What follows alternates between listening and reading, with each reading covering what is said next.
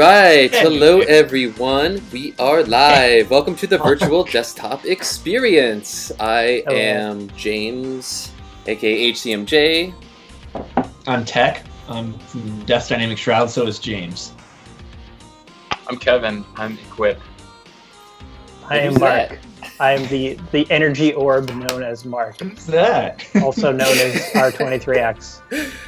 So Mark has left his body tonight, but still has joined us for stream. And I think there are actually a lot of props tonight. Tonight is a prop night. So we were talking about Gallagher earlier.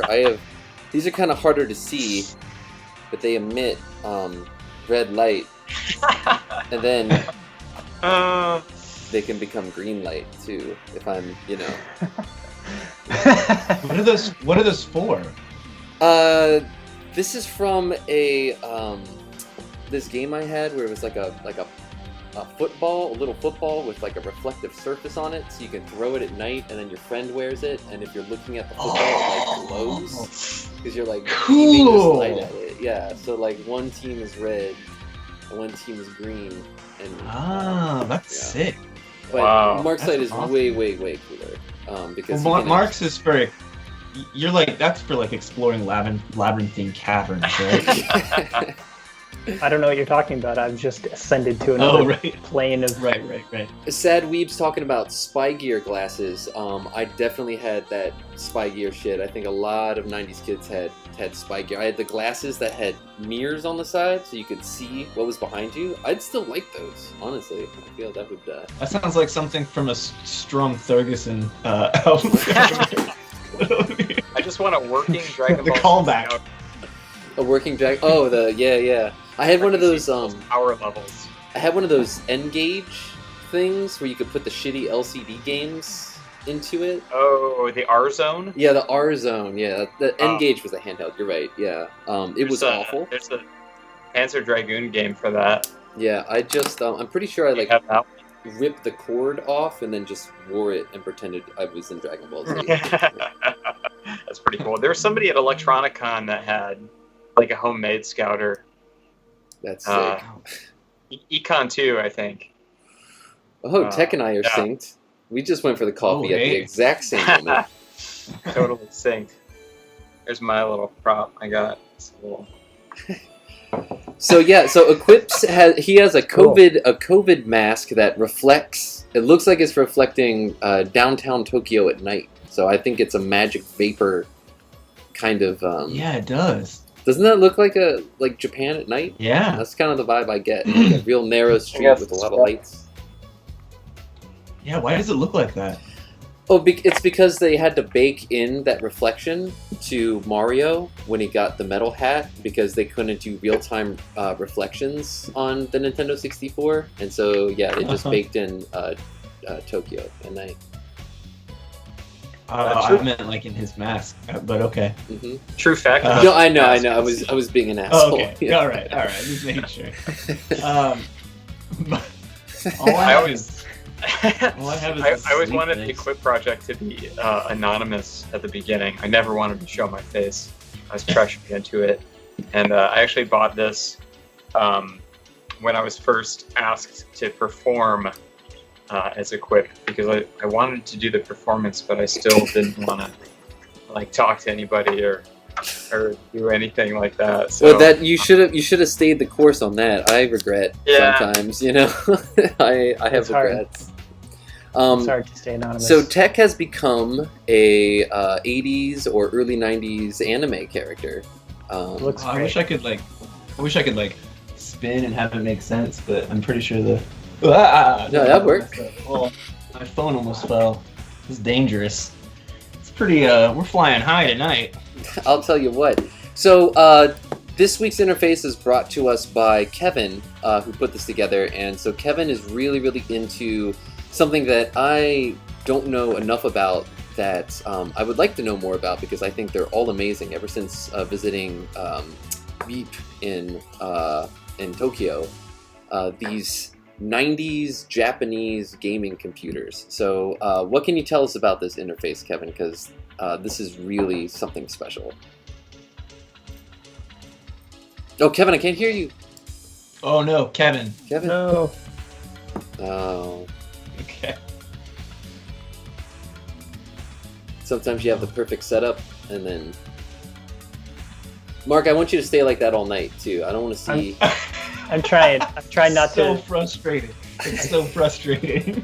I'm I trying hate to, it so much. It's a delicate balance to keep the orb intact and not see how stupid I really look. Do you think that maybe Kevin's setup is too perfect? Max from Shining Force, Sad Weeb on a roll tonight. Sad Weeb is officially synced. Max from Shining Force, very much what tech I'm look back. like. Oh, hey, welcome back.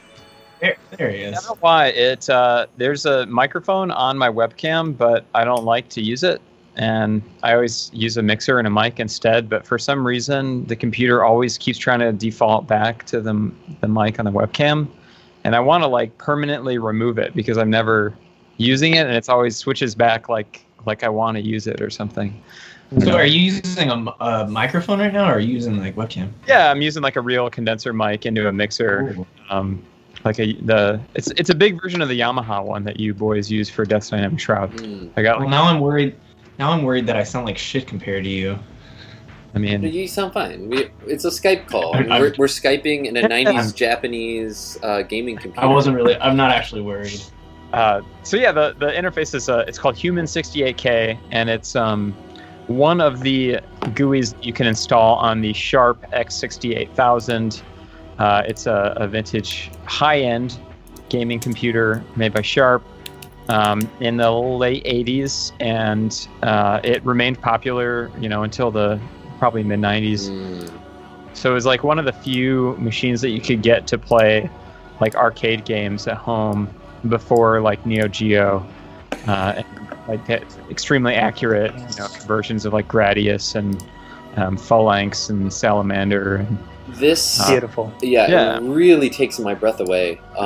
This whole setup here with these black Roland speakers, like, was that a part of it, or is that some kind of add-on there with these physical controls?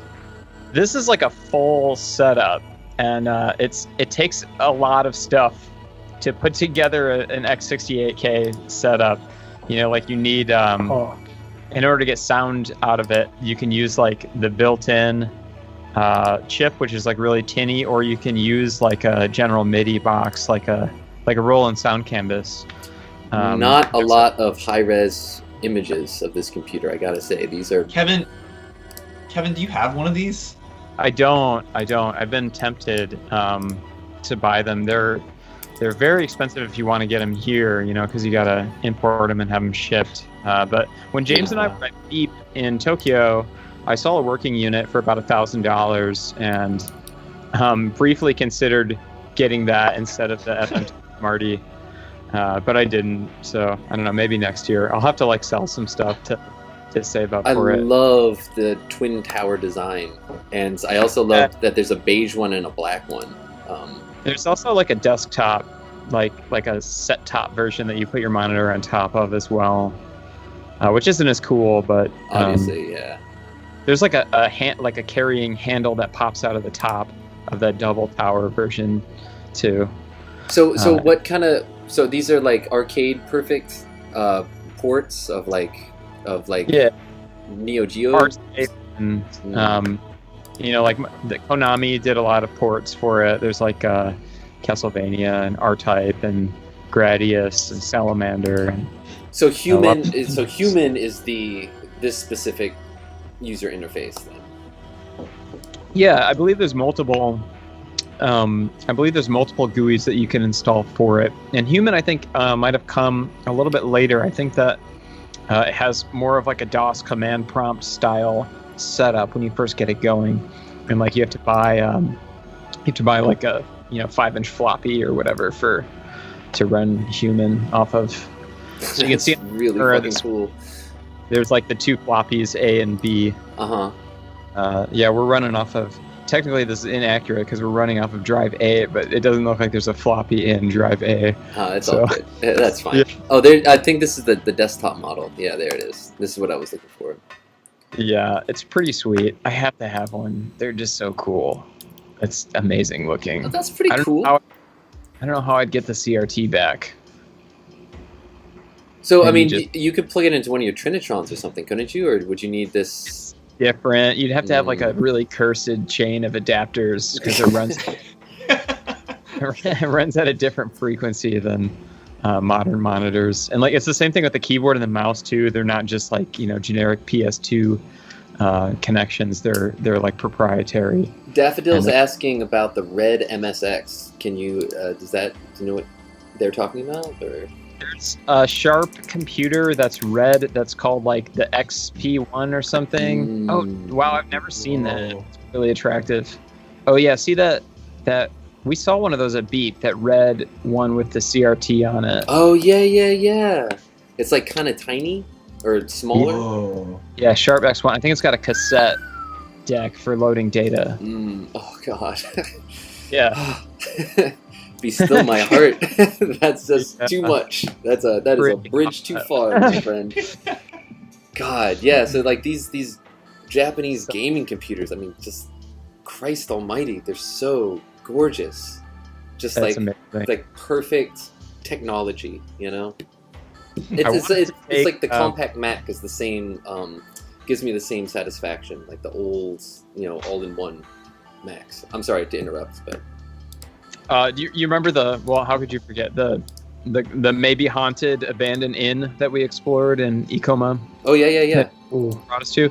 I really wanted one of those like red CRTs that they had. There was tons of them. There was like almost one in every room, and they were like the exact same shade of red as my Sharp Twin Famicom. I just like wanted that set up somewhere. You stayed at a haunted inn in Japan? We perked. We perked a haunted inn. We explored it. Yeah, there was a karaoke. Oh. There was a full karaoke rig in there too. That was pretty Oh.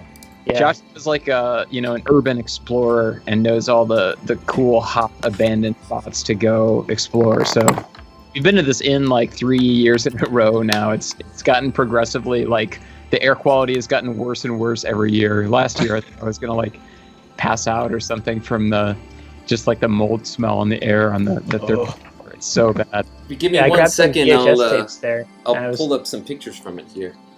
I am too afraid to watch the VHS tapes that I snagged there because I'm afraid that it'd be some kind of Ringu sort of situation. exactly.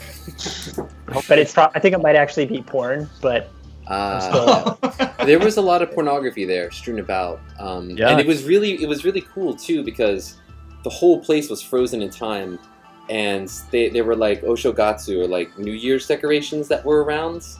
But then this circled date on the calendar, like December 21st or whatever, is like the last day they were going to be open. It was definitely, it had been abandoned in like 2004 or 2005, I think. Oh, wow. It was later than I thought. I found an MP3 player in there. It was like Cool Cigarettes branded MP3 player. It was like 256 megabytes or something like that.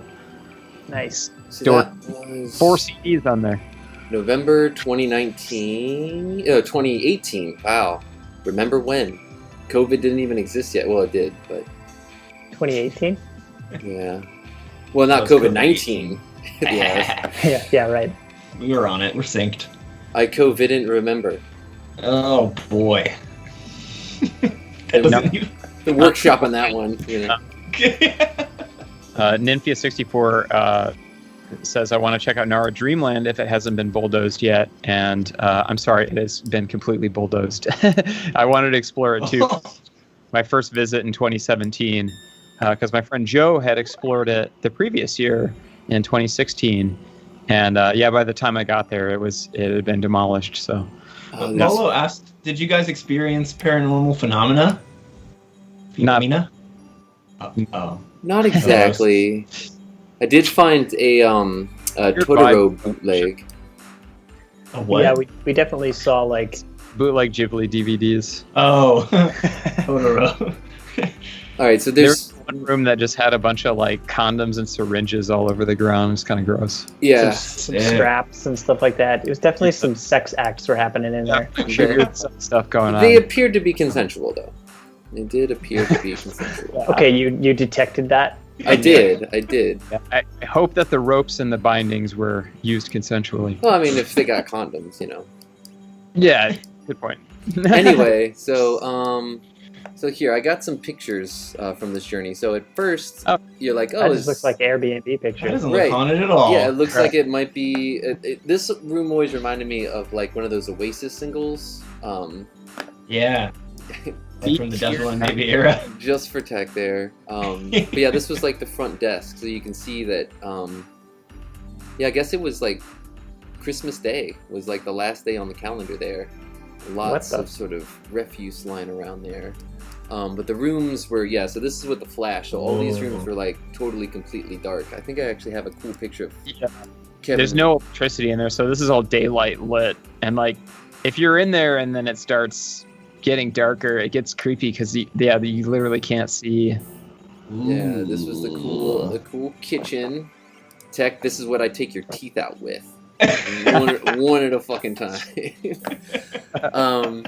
This was the karaoke room, which was really cool because there's the rig. Yeah, there's a sick ass CRT rig there. I wanted to bring that home badly. The one over against the corner is the coolest because it had like a plexiglass cover over top of it. So sick.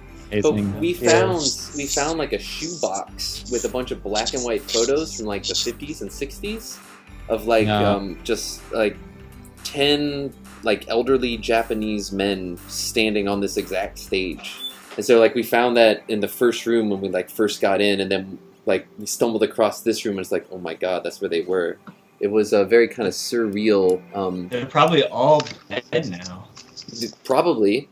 It looks much cleaner than it was from these photos. Yeah, but I mean the tatami, they looked all right, but when you looked up close, it was all the shoji were all kind of broken, all the paper was gone. It did overlook Nara though, like it is probably pretty sick at night. There's a beautiful view.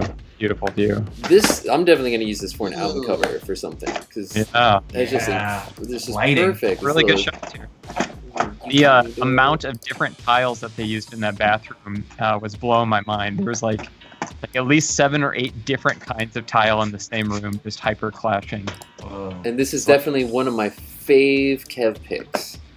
He was pretending to bathe in one of the old little stalls there. But as you can see, I mean, so this stuff had been just sitting there for like 16, 15 years, but it's like everything's fine. You know, it's like, it's all still there. It's passports in there. Like, why would you leave your passport? Is Mark okay? Mark, are you okay? We still haven't seen him yet, so maybe okay. I'm fine. Everything is fine. Don't worry. Oh man, yeah, we were just babies back then. You know, we really were. Oh yeah, here's the This is 2018, right? Yeah. We didn't go last. Yeah, so this was the sex room. So you can see that there are various objects on this floor, including some candles, some tape, some this stuff, some that stuff. It looks like that Tumblr blog that was like items organized neatly, except they're not neatly organized. Mm-hmm. The opposite. It's kind of a nice scattering there. So yeah, that was a really nice memory, and this is what it looked like from the outside. I'm not sure if it's still there or not, but we're not going to tell you where it is. Just go to Japan and see if you can find this place. Good luck. Don't get arrested for trespassing. Yeah, it's in Kansai. That's all I'm going to tell you. Good luck. All right, I'm going to take here. It's me. The whole time, Mark, you're alive. This is the tape that I found there. Oh, you still have it. Cool. Haunted. I'm afraid to. You should stream it live without having pre-watched it first. I don't know about that. I'm definitely not going to do that. But once I get the courage, I'll post a VHS still of it for sure. Yeah, for sure. There was also someone who lived there, so maybe the general manager or the caretaker or something. But he had a bookshelf with a bunch of books on Japanese gardens that were really, really cool. Because I work at a Japanese garden. Are the caretaker. Yes.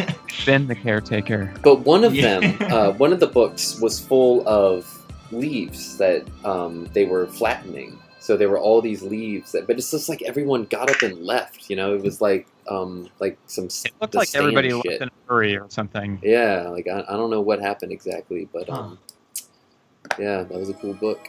I found a bunch of like video discs. They were like not laser discs and not vinyl, but it's like movies on vinyl in like a plastic kind of shell. They're like vinyl shaped, and you put it in the player, and it's like analog video that reads off of a groove. Whoa. There's a big stack Wait, of those. really? Yeah, they were too big and bulky to take one, and I wouldn't have had a way to play it anyway, so I left them all. But yeah, the front door was boarded up, but you could get to the front door by going around the side and the back, and it was just this sort of like, oh my god. Why did you go there? It was a perp, man. You gotta perpetrate sometimes, Josh took us there. Oh, because okay. look at this shit. Look at that. There's the truth. Look how cool it is, like why?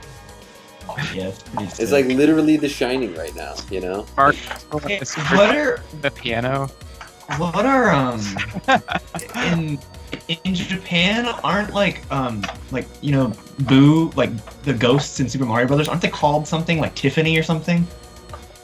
I don't know. Or like Kimberly. Look that up real quick. Final answer. Here's the picture. There's the picture. Search. Oh, there they are. The guys who all died. Look, Whoa. and we were standing right there.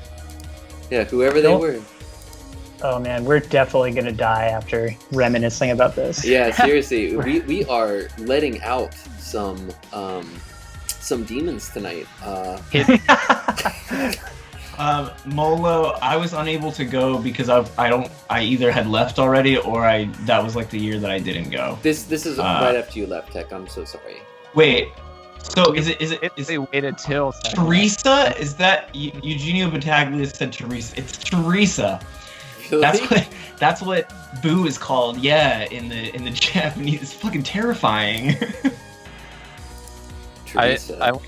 Mark, do you remember when I snuck off and I started playing the? Oh yeah. I could hear you from the next room. You were like, "Did you hear like a note, a musical note ring out?" I'm not gonna lie to you. I was like really ready to have a paranormal experience. Like if anybody walked away into the other room, I would like rush after you all because didn't want to be alone. I was like pretty scared the entire time. Oh. It was really special because Tech and I are from Dayton, Ohio, and there's really nothing to do there. So we just used to break into abandoned factories and stuff, and we called it perping because it's like you're perpetrating. So you're in the act of perpetrating, and so the places are called perps, and the act is perping. So I was very excited to perp again, especially in Japan. That was very, very special. Perping abroad, yeah. Josh on this like crazy, like an abandoned military base or something that I really wanted to go to, but yeah, that's for another visit. Wow. Yeah, that sounds intense. 2021. Yeah. Yeah, and just real quick, speaking of Boo, I remember when we played at Cafe La Siesta in Kyoto, they had a King Boo that I just know I took a picture of. Like a giant plush. Oh, really? Yeah, there was like a light up one on the bar. Oh, I love this picture. That was so fun. Getting nostalgic about Neo Gaia 1 here. Sorry, folks. But that's such a great picture. One person, I think it might have been Kevin or Mark, commented on this picture when it was first posted, and it was like, Tech is thinking, God, like James, like stop telling me facts about Japan or something like that. Like the look on your face. Here goes James explaining Japanese things to me again. Yeah, and Kevin's just like, he's got a smile on his face. He's enduring it, as he always does. Also, let's just look at the view. Yeah, that place was cool. Like that was the first time. That was the first time I ever had tofu. Oh, really? Yeah. Your whole life? That was the time? That's incredible time, man. That's an yeah. incredible Why would place I to ever experience that? Some of the best, traditionally prepared tofu I've ever had. So yeah, that was awesome, at Ryoanji, which is the temple famous for the dry garden with all the rocks. And then surprise, there's this incredible restaurant on the grounds that opens up into this, 400-year-old Japanese garden, and you can just sit in there and eat soy curd and drink asahi in little glasses, and it was something special. I don't have a picture of the booth, sorry. Oh, that's okay. Hey, I have this Pokemon ball that I got when I was in Japan. That's been in my drawer, and it's unopened. So, am I to understand? This is from one of those. What are those called? Gashapons. Yeah. So, this could be anything. Is it? Am I to assume there would be a Pokemon inside of it? I would guess. Sure. Okay. You gotta free it. Unboxing live. Oh, I don't know if I can do this. This is really hard. Hold on. How do they do it in the cartoons? They just throw it. Throw it. The Pokemon knows to escape. There we go. I'm more of a Monster Rancher guy. I'm guessing. All right, we should all guess what Pokemon it's going to be. I guess. Yeah, what Pokemon do you think it's going to be? Squirtle. The cow one. Definitely 150 for Miltank? 150. Miltank. Miltank is my second favorite Pokemon next to Slowpoke. My guess was Squirtle as well, but since James took it, I'll take Charmander. Who cares? Yeah. Coughing. Go for Wait, it. should I just throw it? Oh no, I don't know. What the fuck? Is You it don't the, know Who's that Pokemon? Hold on a it's second. the garbage bag Pokemon, isn't it? Gardevoir. What Yeah. about the ice cream cone? Ice cream Pokemon? cone. How about the chandelier? We're on the same page. Looks like Or the this. keychain. What about the keychain? What about the refrigerator Pokemon? Oh, it's the Ghosty. Oh, it's Mimikyu. Mimikyu, thank you. Mimikyu. Oh, yeah. Oh, that's cute. Actually, I can't get it right now, but That's what I got. That's Well, cool. that's sweet. I got Mimikyu. is that the only We were souvenir you bought? talking about ghosts earlier. Yes, no. I bought a lot of other stuff. That's so and gave some to my appropriate. girlfriend. That definitely was because we haunted the stream with the pics of the inn from Japan. Yeah, I know. Yeah. That's really Otherwise, cool. it could have been anything else. Yeah. And you're talking about- and I'm gonna name it Teresa. Aww. That's really cute. And the other guys can't hear it, but this track is so good. Can y'all see this? The Severe Mountain Path by Mark and Kevin. Hey, Mark and I that track. Yeah. Very, very beautiful. It's an oldie. An oldie Thank but a you. goodie. I was playing that on the first Neo Gaia tour in 2018. Oh yeah. Yeah, there's still just a lot of. I just wanted to leave this one up there, real quick. Not that one. This one. This is another one of my favorite Kevin pictures. I forget what you were looking at. I'll work there. They're licking some tiles. Well, you know. You may not know, but I am an expert tiler. Yes, that's right. True. Following my work at Reckless Records, I worked for a contractor for about 2.5 or 3 years before I quit, like last fall. And yeah, so I'm always interested in tiles and tile jobs. And if you invite me over and I use your bathroom, the first thing I'm going to do is start criticizing the tile work in the bathroom. Oh, that's why you were so into the 7 tiles that were in that bathroom. I thought that was a unique thing to get excited about, but now I understand. No, yeah. So Yeah, this photo is candid. You look Like at this that. was It's a true Kevin moment. He had no idea I was taking this picture. He was just so fucking into these tiles. Oh Yeah. yeah. Look at the weird angles and stuff they Yeah. got there. It seems like a big job. sense. Well, you know It doesn't make any sense at all. the white Like the that- white grid. It's gonna be in sheets, you know. You're gonna buy them in a sheet that's like probably about this big, and it's made up of the smaller tiles on like a piece of mesh or something. But like those side caps are really intriguing to me that go over the edges. Oh, and the on a corners, on a yeah. piece of N mesh. Oh boy, and mesh. Yeah.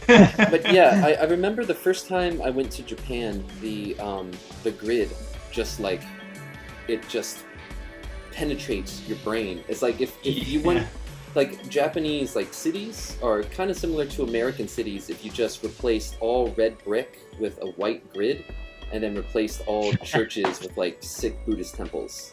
And then those are the major differences. At least on the outside. But yeah. Molo, yes, we know the end is silent. It's just I was being facetious. Yes. Tech and I also Tech. This kind of reminds me of that joke that we used to have about the Pet Shop Boys. Tech and I big fans of the song West End Girls, and I don't know if you've ever seen the video for that, but it features the Pet Shop Boys. They're wearing these trench coats, and they're just walking around a bunch of like staircases and shit. And so we used to joke that it's like, hey, would you like to go out and look at some angles? The joke is that they go out just hunting angles. Stare at angles. Yeah, and as you can see, Kevin has just caught a slew of angles. Well, yeah. He's a real angler. A real angler. Real Anglo-Saxon. I think this is my favorite Pokemon now. A public place.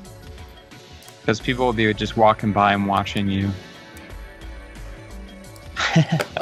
Someone asked me what it's like to work in a Japanese garden.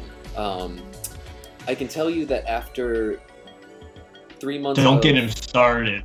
No, I love it. No, it's just after 3 months of being quarantined. Now that Philadelphia has moved into yellow, we've opened with like limited, because there's a 17th century style Japanese house there too that you can usually go inside and get tours of. But no one can go inside the house, but you can go into the garden. And it's like after 3 months of waking up whenever I want and then just making virtual content for the organization and just sort of working whenever I wanted to, and then like working late at night and then playing video games in the day or whatever. But then suddenly it's like you have to wake up and be somewhere at a certain time, and then you get there and it's like the sun is beating down and it's 90 degrees. Like, I have never been so tired as like coming home from work. Yeah, after 3 months of like atrophying mentally and physically, it really, really takes it out of you. It's really intense. In the springtime, it's just crazy busy and it's insane. Usually this time of year is like a slower time, but it's just super hot. And then there's an office that I have to go to sometimes, and that's really the biggest drag of all, because when I was just like the supervisor at the site, I got to just be there all day, and it was wonderful. I could sit on the veranda and just look out at the garden. I could sneak away to the tea house on a rainy day when no one was around and like literally meditate, and just like, it's like, I can't believe I'm getting paid for this. But then I moved up in the organization, and so now I have to make planning docs and stuff, and it's not quite as fun. But I still am lucky to still have a job after quarantine, and so I'm counting my lucky stars. Although I do hope to eventually say goodbye to the job whenever we can go on tour again. So we can go on tour in Japan, and then I'll never come back. So just kind of waiting for that green light to progress with my life. And in the meantime, I'm going to go to the Japanese garden and teach Americans about Japan in the 17th century and Japanese gardening and architecture. So that's I'm surprised you say, I would have assumed you said veranda, not veranda. Really? Yeah. You say veranda, I say veranda. I've never heard that before. Do people actually say that? How do you say P-E-C-A-N? P-E-C-A-N? Pecan? Yeah. Okay. Yeah. Oh. Said Weeb, I am not a Ikebana master, although we do work with Ikebana International Chapter 71, who come to the Japanese house every week to fill the house with their beautiful arrangements. We get Ikebana practitioners from all the schools. My favorite, of course, is Sogetsu for their wild and unusual, non-traditional designs. Nice. That's it. I'm done with my spiel. That was for Sad Weeb.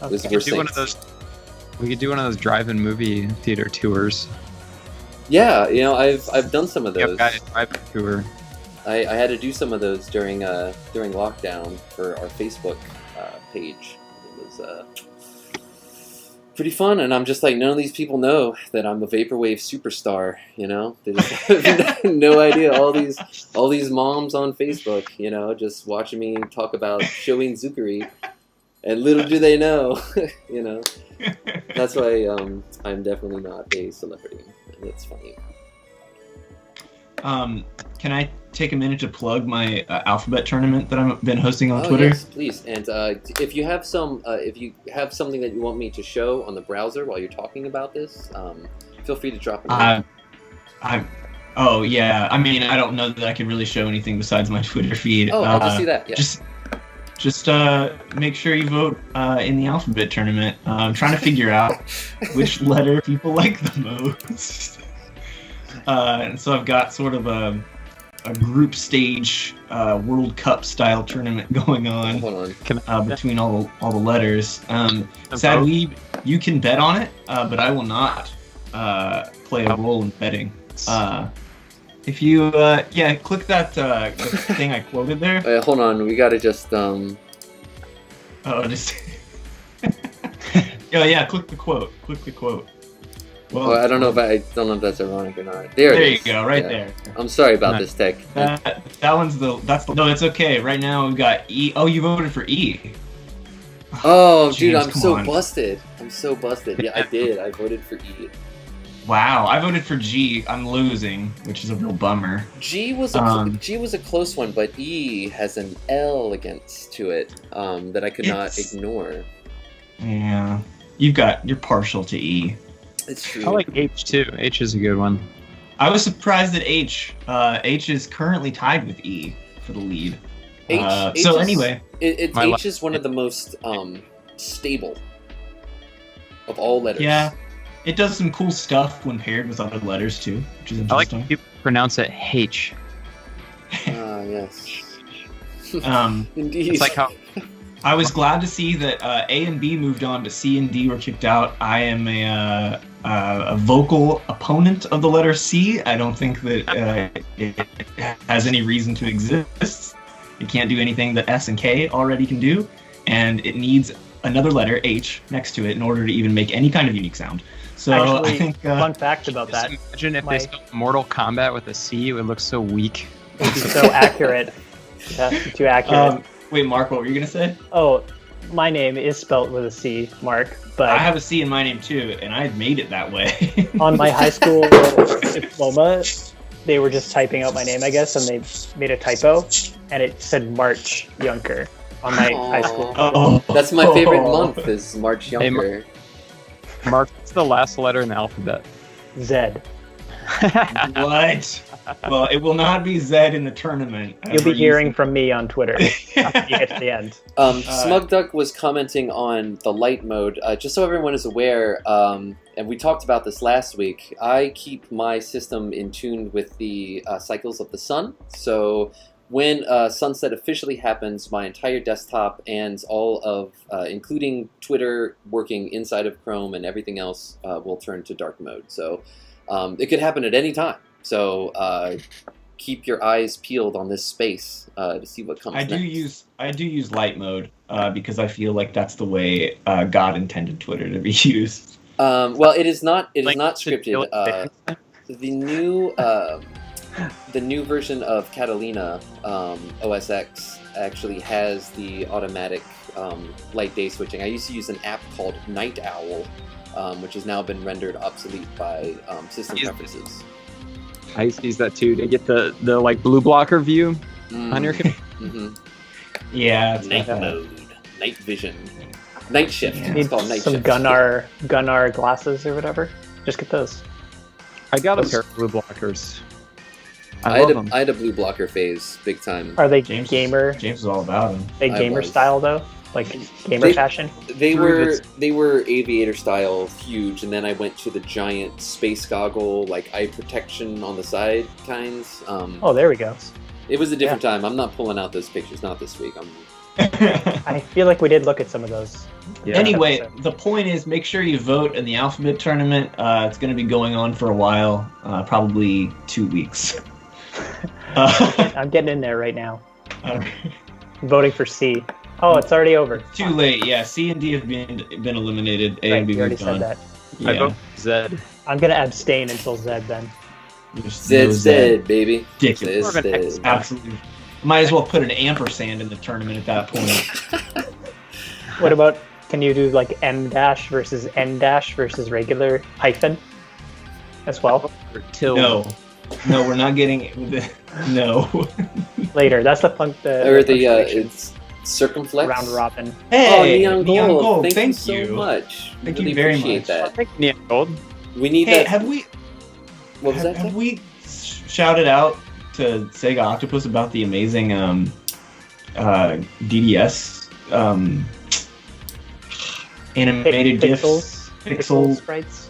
sprites? I certainly hope so, and if not, then we're doing it right now. Kevin, those are beautiful. Okay. Yeah, I'm screen capping you. Yes. It's my We need to get those in there too. Have we added those yet? Let's show them off. Let's have show them not. off. That's okay. We'll do it eventually. Give me 1 second and I can show that off, but I'm gonna have to focus on that for a moment. Okay. So Oh, right no. now, I cannot see the color blue at all. It's completely blocked. It's amazing, right? Yeah. What is my shrimp crown background? It's like grayish, tealish, but not teal because I can't see the blue spectrum of green. So it's just like it's color, random color. I don't know. Sick. Like my brain tells me that it's bluish because I know that that's what it is, but like it does not. It kind of looks like the windows of the human 68K. Like Yeah, kind but of you'll never squint again. The human 68K looks like somewhere between night mode and day mode. So yeah.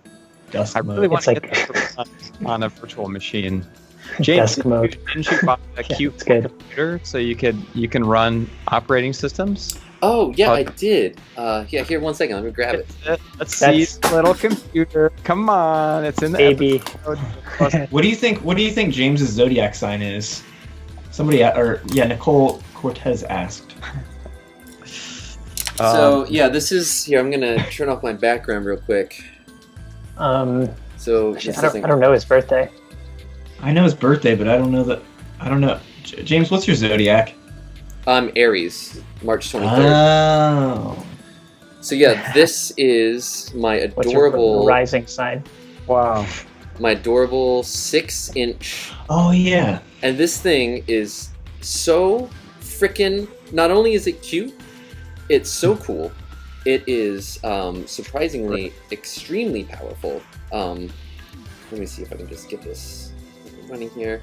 So yeah, so the first thing I did obviously was install Final Fantasy XI on it. As I was posting on Twitter, it runs extremely playably. Like I could grind it out in Final Fantasy XI if that was still something I did with my life. Then of course the second thing I did was put Ableton on it. It's cool because the trackpad's over here and the mouse button is over here. So when I'm in Ableton, I'm like moving around the mouse so I can like click on things, and that's what I was doing in that video on Twitter. I was actually running a DDS set, and there was a dude who thought, he was like, yeah, this is cool, but that's definitely a remote desktop. I'm like, no dude, that's running on the hardware, bro.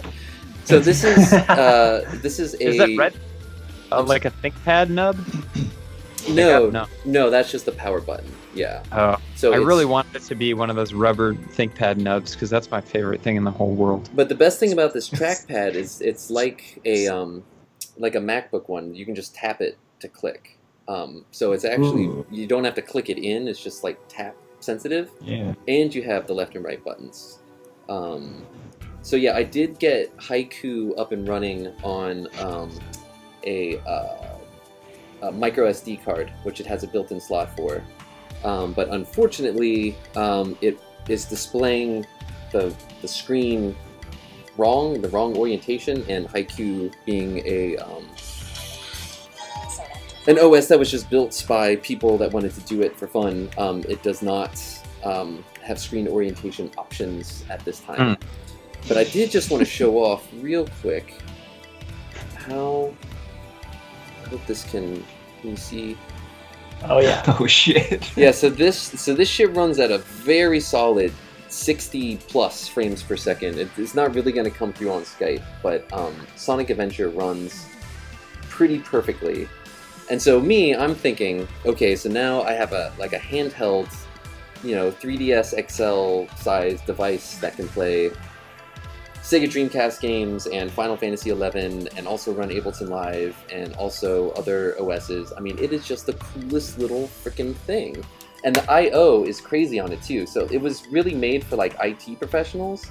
So it has 3 of these USB 3.0 ports, a USB-C port, an Ethernet port, it's got HDMI out, it's got this weird data port that I don't even know what that's for. That's for some IT bullshit. And then it's got the micro SD built in and another. I mean, this has like twice as many ports as my MacBook. Like, it's incredible. It's got at least 10 more ports than any new Mac computer. yeah, definitely. Like, this is made for like people in the field to like plug into networks and like troubleshoot. But it also has, Intel integrated graphics and a 4100 Intel chip and 8 gigs of RAM and a solid state hard drive. So like, it's not bad. It's Nice. The CPU is about 90% as powerful as like an i3, so it's not super powerful, but it also doesn't get super hot either. And it's got this great shock resistant case. I just love it. It's great. So yeah, that was my big excitement. You got any sweet games for it? I do, yeah. Will it run Fortnite? I'm sure it will. What, Halo? Yeah. I can make my calculator play Halo. I got Duke 3D running on there. I got Riven running on there. My girlfriend is actually playing Riven right now, and she just crossed the threshold that I feel that 90 to 95% of people never cross in that game. The big tablet puzzle, that's really kind of the big puzzle before the big final puzzle with the fire marbles. That's arguably the most difficult and bullshit puzzle, but it's not even bullshit though. It's just difficult because it's so big and brilliant. Riven is a complete masterpiece. If you've never played it, consider yourself lucky, because I can never go back and play it without knowing how to find all the answers. And it's a very special experience. So I think burning question on everyone's mind, James, is how's it run the benchmark for Shadow of the Tomb Raider? Jesus Christ.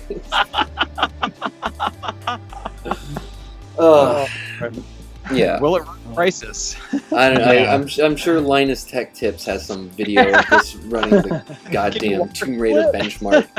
Because that's the only thing that PCs exist for, is to run that goddamn Tomb Raider benchmark. Everything else doesn't matter. I've got sucked into those Linus Tech Tips videos more times than I can think. And the other day, I realized, I was like, wow, I'm 10 minutes into a video about water cooling a Texas Instruments TI-84 Plus graphing calculator to get a better frame rate on Doom on the graphing calculator. I mean, well, so that's kind of cool, honestly. But I just can't stand the guy. He's got that. So Tech and I, we identified this many years ago, and I feel like we're kind of ahead of the curve. That nerd confidence. It's a special kind of like dick, where it's like someone is so confident, but they're like so not cool. And it's like, dude, like, you're not cool. Why are you this confident about like being like so just like such a dork? Like, I don't know. It's this weird thing. Having like over 10 million subscribers. Yeah, well, yeah, maybe. But I feel like he just like he has built a pretty formidable wall of content, and but I just mean like his personality type. Like, I think that even if you didn't have a YouTube channel and you just met this guy at like a Magic tournament or something, he'd be like, oh yeah, like Be like, we're allowed to make fun of nerds because we are. That's the way the rules work. Yeah, we're literally inside of a virtual desktop of a 90s Japanese gaming computer. Says text tech tips. Yeah. That sort of bizarrely gamer confidence. But yeah, gamer confidence. But I also. But yeah, it's charisma-less. Yeah. Yes, charisma-less confidence. That's a great way to put it. But then the other side of that, it's like, and I was talking about this last week on Twitter. I love one of the only one of those dudes that I actually enjoy is LGR Clint, the Lazy Game Reviews. Yeah, he's great. He's just such. A classic PC nerd. Yeah, he's just a genuine person. He's always describing how things smell, and he gets so excited when he restores a 286 and he boots it up, and he hears the sounds, and he's just like this makes me quite satisfied, and I'm quite pleased with this, and he's just so genuinely happy about what he's doing. You mentioned Techmoan too. I love that guy. He's awesome. But talks about all the dead format stuff, mini disc players, and he's the guy actually that I learned about those video vinyl discs from. It's just covers all the dead formats. Yeah. I was wondering if you had any insight to are these save files for a race car game, Kevin? Or is I don't know where those are from. I just tried my best to find higher res screenshots, and I thought the icon was really cute. Yeah. I don't know if it's a game or system utility or what. Shout out to VGM Wax, and as an aside of actual VGM Wax that's coming soon from Data Discs, recently announced. Oh, nice segue. Nice. Recently announced is the Shenmue 2 soundtrack on vinyl, which is super exciting for me, but almost even bigger of a deal was that. So last week we discovered that Sega has their own Spotify artist account now, and they've been putting out all these old soundtracks. So they put out all the incidental music from Shenmue 1 and 2, 40 tracks of the free music and exploring the house and all of those kind of incidental tracks. I remember being a kid and getting the Shenmue soundtrack and being like, this is the same song 10 times, and none of the tracks that I actually wanted from the game were on this. That's how they did. It's totally missing all of the cool, the winter in the streets of Yokosuka. Mm-hmm. The kind of jazzy piano one is my favorite. When it's snow. Yeah.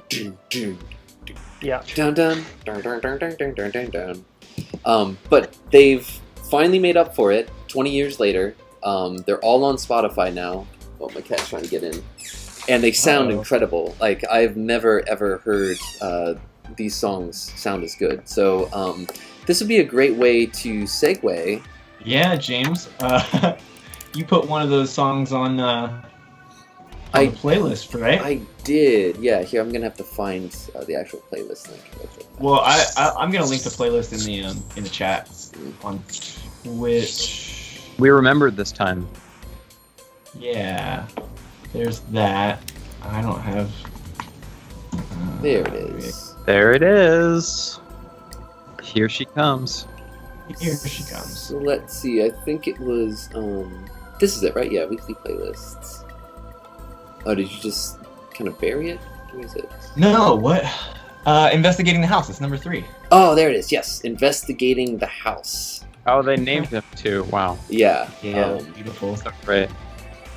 I would play it on the stream, but I'm afraid of the ban hammer because Sega came after us for Shenmue Online. And I think it was probably because it was ahead of this release, so they were probably clearing out all the garbage on Spotify. Yeah. Mm-hmm. Our album included. That's definitely bootleg Shenmue garbage. So we got what we deserve. But you guys can talk about your picks, please. I don't know. You picked you picked that song, the Investigating the House, and then what else did you put on there? Oh yeah, Twilight Over Thanalan, which is a Nobuo Uematsu track from Final Fantasy XIV 1.0, which is a secret New World sample well that I have pretty much exhausted at this point, so don't even try. There's nothing left. All right. But it's beautiful because Nobuo Uematsu himself composed over 100 tracks for Final Fantasy XIV 1.0, and some of them get used in A Realm Reborn, but the vast majority of them are just gone forever and exist only on the Before Meteor soundtrack. Wow. So yeah, this was one track that has a particularly kind of Final Fantasy VII-esque, really memorable melody. So yeah, please check it out.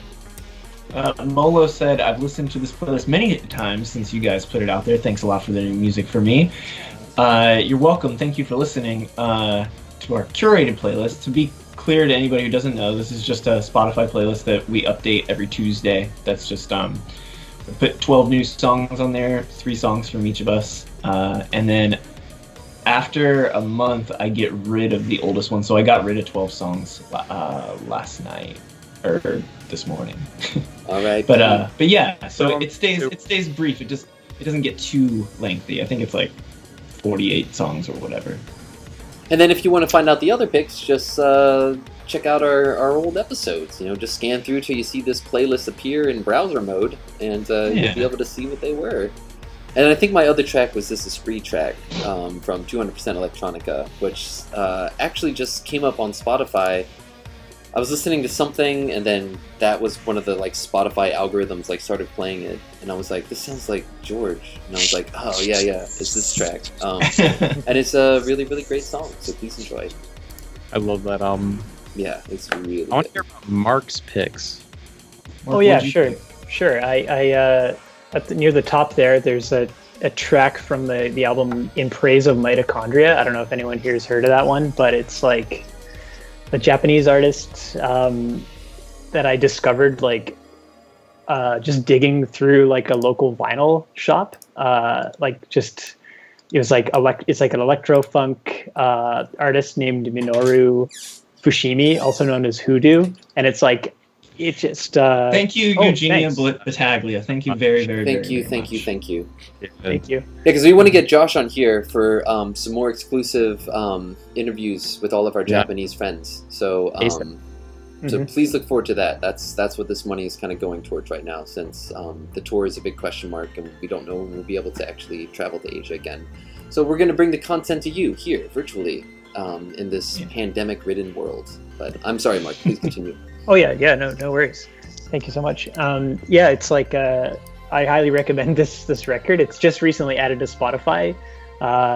It was not anywhere to be found that I could find. It just had this vinyl 2XLP of a stitched together 2 different releases on CD from the 90s, and eventually it was pressed on a 2XLP. And I've noticed a lot of stuff lately being added to Spotify.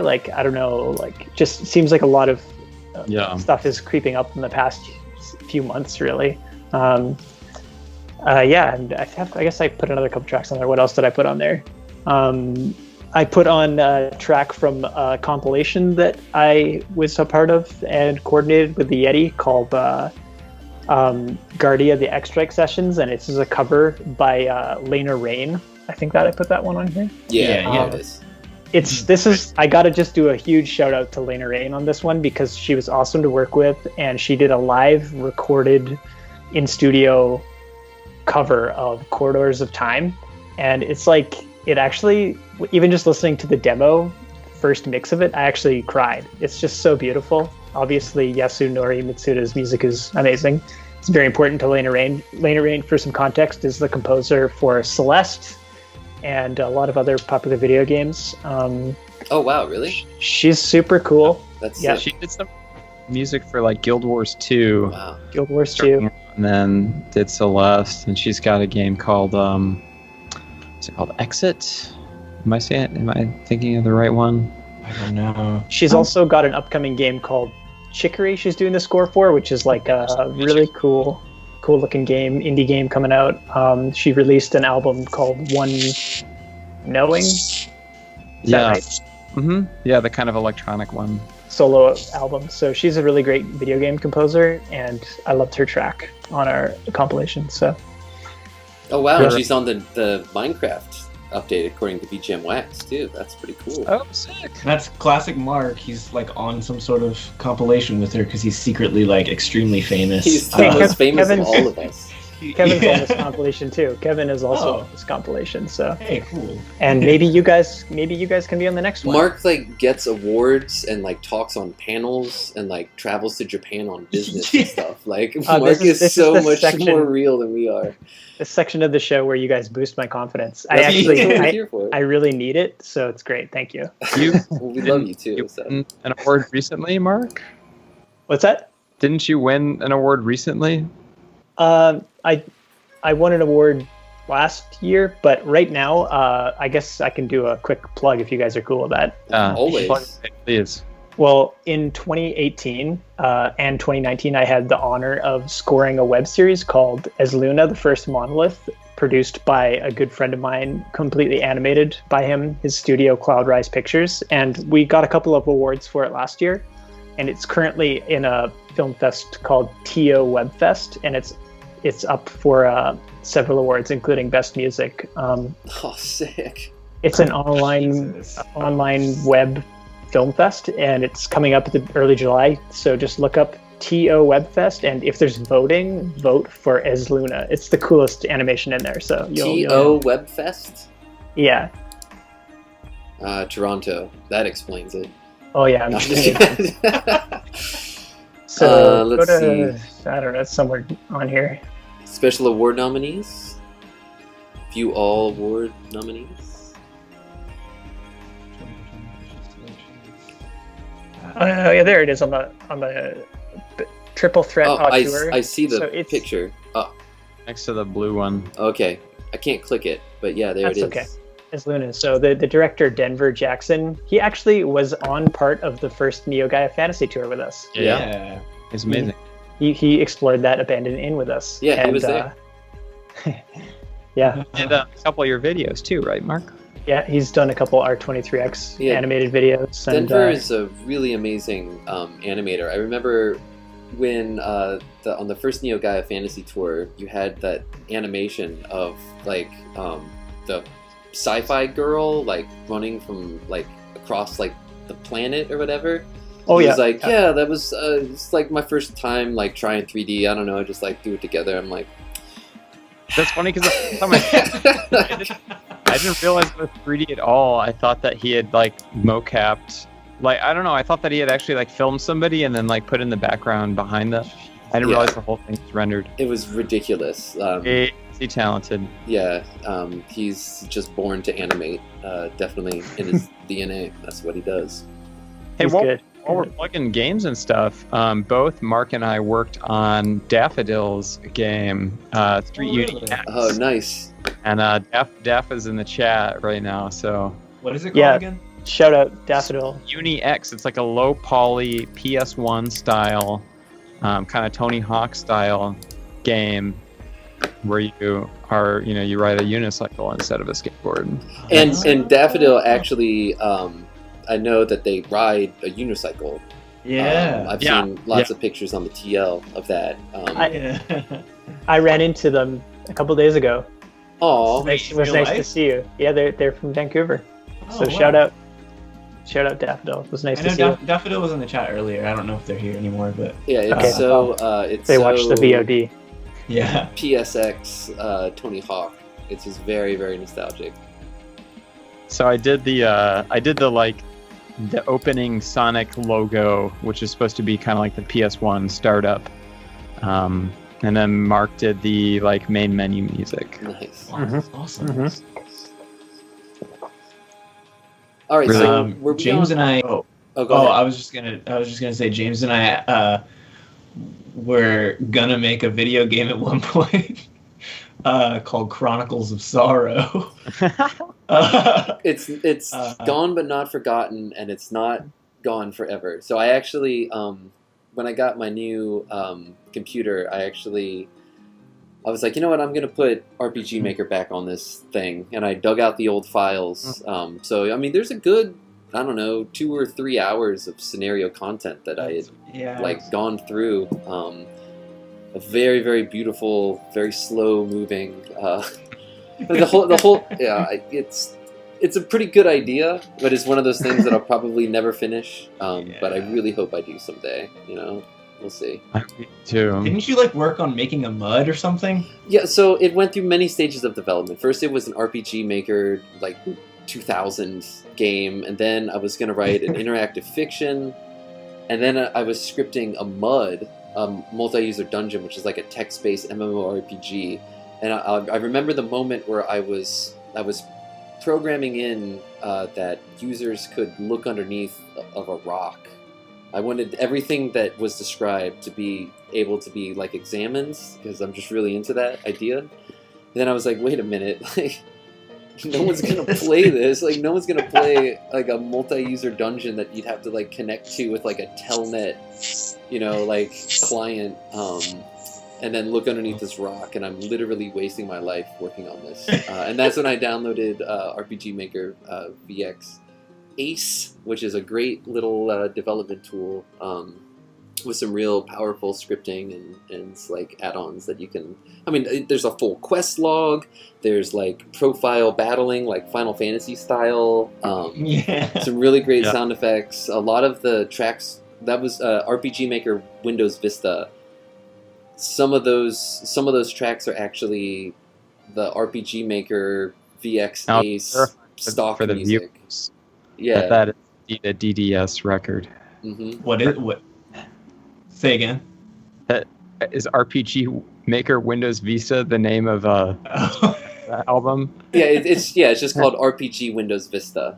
But that's basically what I was getting at. Yeah, because there's a system in the game where you can select the music, which is all like public domain, right? And then you can choose the pitch, including like you can slow it all the way down. So, and I was just recording that directly into my 4-track. So just like kind of using RPG Maker like a DAW, basically, to make Technically, Chronicles of Sorrow, the music we were working on was the first time we ever collaborated with Keith, so it was like early Death Dynamic Shroud.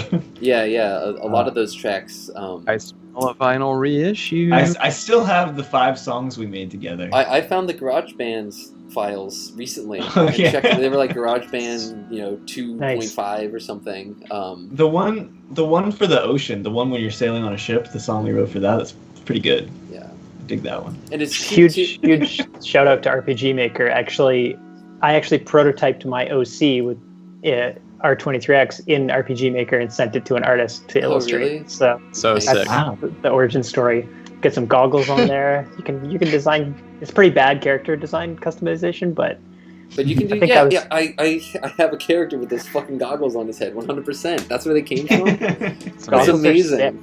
I love goggles. Yeah. But yeah, it was funny, Tech. I was listening to one of those tracks, and you can hear section by section, like, okay, I wrote that part. Who wrote what? That's Tech's part. And then all of a sudden it's like... It's like, fucking Keith, god damn it, he's so good. Like, just decimating us. Like, that was his part. When Keith came over, like, pre-COVID, I think it was in, like, January or something, he was opening up for Fire Tools, and then he's like, hey, you want to like make some music or something? I was like, yeah, of course. And then like he's just sitting there, he's like, I have just thought of a chord progression that'd be pretty cool. And then he just like starts like jamming like insanely good chords for like a minute and a half. He's like, oh yeah, I don't know, whatever, it's alright. It's just like, what? He's really, really fun. Just flowing his fingertips. Yeah, when you like sync up, he's really, really great to work with, because like Tech and I will butt heads a lot, because we'll have like very strong opinions about like where we want a track to go. But Keith's sort of general thing is like, well, if I don't think it makes it worse, then I'm not gonna like fight to have it be a different way. So he can be a great neutralizing factor when it's all three of us. And working with him directly, you kind of feel like you can do whatever you want, like sort of judgment free. instead of walking on eggshells when I'm recording with tech. No, I'm just kidding. No, that's very true. And also it makes working with Keith is like intimidating to me because I'm not as talented as Keith is. So like even like on those like songs we were originally working on, those like Chronicles of Sorrow songs from like 10 years ago or however long ago, like I remember trying to write something that was like melodically complicated because I was like, oh god, I have to like impress Keith, and then he recorded his part right after mine, and his was just like insanely more complex than mine. And I was like, god dang, how am I supposed to compete with this? I didn't feel intimidated because I'm amazed. No, I'm just kidding. And now on with the countdown. So who do we end with here? I think we were talking to Mark, who's back in the Nether Void. Because Mark started plugging their realm, awards. Oh, I put a Mark song on there. I found my OC screen cap. If you want to see it, someone asked about it in the chat. Found it deep in the mines. Text it to me and I can drop it in. Just text it in the messages chat. Shout out to Jin17 Roman numerals for being the inspiration for this. Also, or not being the inspiration, but rather just like fucking around in RPG Maker. This is and making really this cute. All right, prepare yourself. Oh. Yeah. That's adorable. And then it's really cute. That was then Nina Matsumoto illustrated that in full detail of her own take on it for the cover of Veltal, which is a track that Tech put in his in the playlist of mine. Thank you for making me feel special. Thank you. Yeah. Well, I listened to that song a whole bunch because I was working on a remix of that song. So you heard it here first, folks. Yeah. You got loose lips over here. I also the Amano process where you drew the full character illustration from the sprite. This thing's irritating my forehead. Yeah.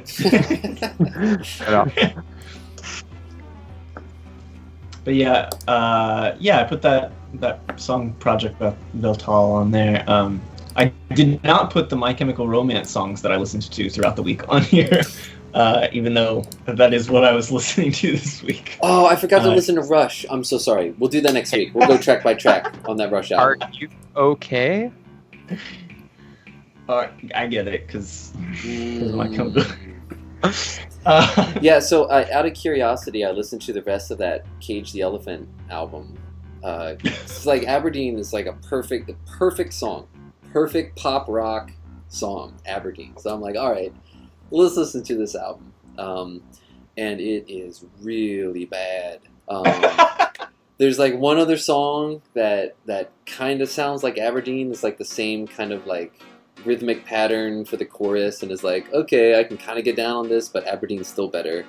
And then their other modes are just absolute filler bullshit, with like mumbling and shit, and then just like really inept songwriting, just like chords. It's like when I wrote a song. Well, God, even when I was a teenager, I wrote better songs. Honestly, it's like these people never took piano lessons. They don't. It's the chords make no sense and are all extremely boring. It's like seeing some fucking band in Dayton in like 2005. Called like Barn Trippers or something, and it's like, it's like, what the fuck is this? Barn Trippers. What was that band? There's Marijuana Johnson. That was a Dayton all those band. Dayton bands. They always wanted to put the word, like they always wanted to put like music or audio in their name. I get it's like Audio Slave, but they always wanted to call themselves something like that. Big audio. Yeah, like the Sonic Paradox. Something like that. We do music. Yeah. Anyway, so that was a solid evisceration of Cage the Elephant. Yeah, but it was seriously like, I mean, you know exactly what I'm talking. It brought me back to a time in my life where you had to buy music, and there was like one song that you liked, and then you try to listen to the album, and even trying to convince yourself that it's fine, but you're like, I never want to hear this shit. Like, none of these songs. Oh, it's like Aberdeen is like 95%. Everything else is hovering between 15 to 27. Yeah, they also have they fall back on like a secret agent style, like you know, that kind of shit. Like and the hash pipe thing. Yeah, and it's like, and you know, and he's trying to sing like some edgy lyrics about like, dude, he's covered in your blood. It's like, this. You hear the funniest secret agent track ever. There's a Bruce Willis blues, like power blues album called The Return of Bruce. And he does the worst but funniest cover of Secret Agent Man I've ever heard. Oh, God. Wow. My boss gave me the vinyl, my old boss, and he's just like, you have to take this home. And I was like, all right, look up the cover, look at the back cover for The Return of Bruno by Bruce Willis. It's really, really good. The Return of Bruno. You're looking for the back cover? Yeah. Man, this is gonna be tough. Might have to look on the Discogs, you know. Maybe we'll get yeah, we got it there. There it is. What's he doing there? Oh my god. Check out his shoes. They're totally untied too. He looks like a stand-up comedian. And there's like a band that played earlier. Oh, There's man. two Secret Agent Man / James Bond is back medley. Do you think that Robert Kraft, who produced it, is the same Robert Kraft who owns the New England Patriots NFL football team? You probably. Maybe, Ted. Maybe. It sounds like a Tim and Eric product. Like it's so. It looks like one. Yeah, look at that hair, though. I had hair like that once. Farplane suggested that DDS is confirmed music theory snobs. Yep. Yeah, that's. Well, Sure. look. It's like yes and no. Okay, like you don't have to know music theory to write good songs, Right. but 100% of people that write bad songs usually don't know anything about music theory, or it's like, I don't know, like I didn't go to school for music. I took piano lessons when I was a kid, but I didn't go to school for music till a lot later in life. But a lot of what I learned from deconstructing other songs and then figuring out what works. And I think that's what a lot of artists that are really successful do without like specific music education, because those artists just have taste and they hear and what they like and they want to achieve something, and so they just kind of go all out for it, even if they don't know, like, oh, this is a minor 4 in a plagal cadence borrowed from the minor mode, you know. It's just like, no, they do this in My Life by the Beatles, and I want to do it in this song because it makes me feel stuff. And I just like want the Muse trick. Yeah, right. Like it's totally valid. But when I listen to that Cage the Elephant album, what I hear is like a 15-year-old with a guitar who's like playing power chords, and it's just like, but they're not even like really going to places that make any sense. It's like they've never listened to music. It's like when they made Final Fantasy XIV 1.0, and none of those developers had played any MMOs, and so what came out was so just bizarre and strange. I guess it's kind of similar. So it's funny enough. Farplane says 3 major chords I am able to play on guitar. To be honest, I mean, punk bands and stuff can write real songs with 3 major chords on guitar, and it rules. Yeah. It's just about if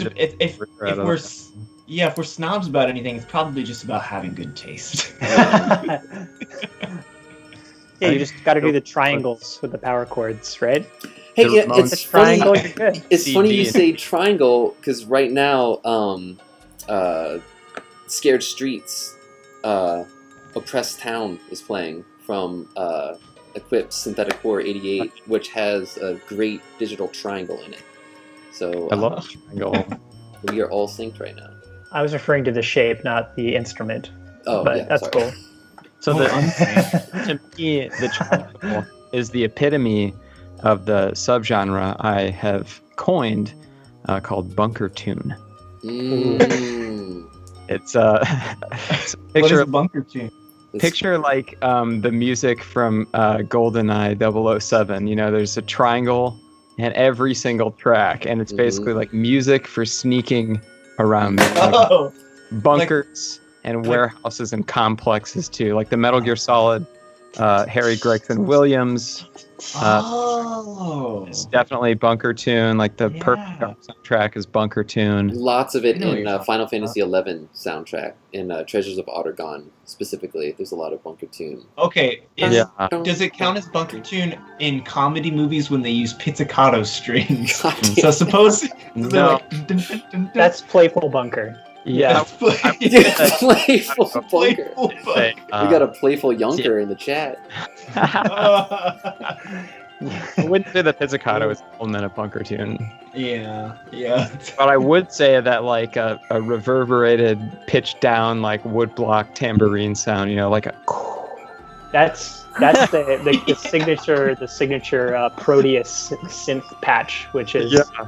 A tambourine that's like 12 octaves down. It's the fucking amazing. Infinity preset, if anybody has a Proteus FX at home. Well, I was just going to say, so now you're sliding into New World territory, because you're starting to talk, you know, like the Phantasy Star Online soundtrack, all those. Molo, thank you so much. Thank you. Thank you. Thank you. Well, we appreciate it very much. Thank you. We really appreciate it. Yeah, all those kind of white noisy percussion-esque hits, like. You know, anyone who's played Phantasy Star Online, there's that opening, you know, any of those tracks, those big sort of, it's kind of similar to like the dun dun dun dun dun dun dun dun. That same actually, thing. Fun like side note here. Prime Fedrona drifts. You know what I'm talking about? Oh yeah. That's got a lot of like ice percussion.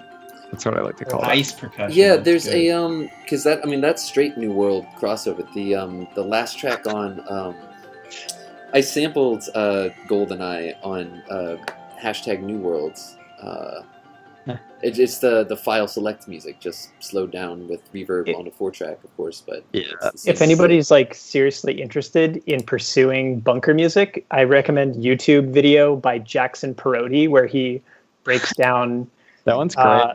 The entirety of that what some of those signature sounds. Yeah.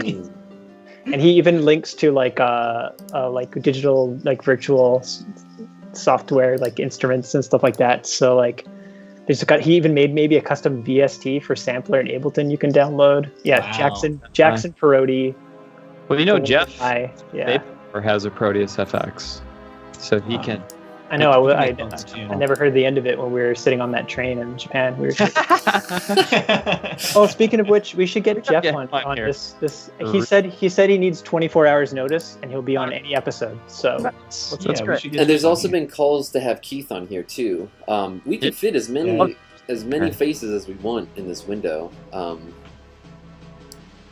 But maybe 30. We could have 30 faces. We have 30 faces. I mean, the idea of having just like 6 white men's faces is not very appealing to me. But we do want to have these people on the show because they are a part of the Neo Gaia Club, and that's important. I'd love to get any other person besides a white male on the show. I want to get Studio on here. I want to talk to him. We'll get Studio for sure on the show. Yeah. Studio, Emma Mouse would be a dream guest. The show for sure. Masked the whole time, of course. Yeah, and I actually, when I was in Japan in July, Emma Mouse and I started working on an album together. Whatever happened? I just everything, you know. And the new GDS album, like we started working on it shortly after that, and it just sort of got put on the back burner. But yeah, like we were just like walking around Shinjuku. Like she had her mask, and we were just walking around with her acoustic guitar, and we were just trying to find places where we could sit and just like play guitar and record it on like my phone. We kept getting chased out of places, you know, because it was Japan. And, you know, it was like you can't sit here. And we're like but yeah, that was like a really really special magical day. And we also had a couple of sessions in our apartment, and the stuff that we were doing was actually really scary. So I really want to revisit that at some point. So yeah, it'd be nice to have her on here. Fire tools would also be cool too. Yeah. What about Tomeo Ninomiya? You got to get her on here. Yeah. Oh god. Yeah. I'm making an album with her too. It's like really good, but just like all these sick. Ready to reveal that yet? So I. It's cool. It's just I'll just put that out in the ether, and everyone's already forgotten about it, but that's fine. Yeah. I don't think Vectroid's not gonna fuck with us. They don't want to. They're not gonna hang out with us.